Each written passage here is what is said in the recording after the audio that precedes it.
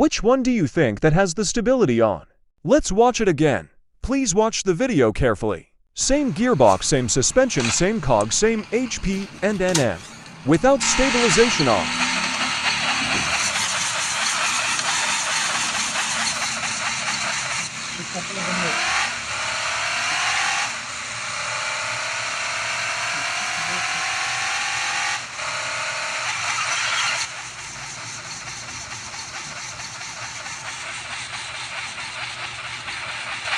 With stability on.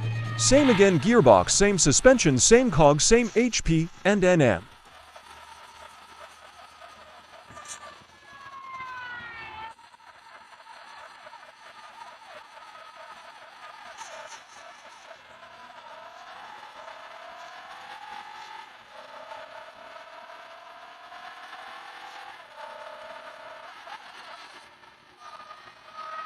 Oh right guys, it's recommended your stability in your car when you race turning on. This prove turning the stability help on will increase drag and make your car faster.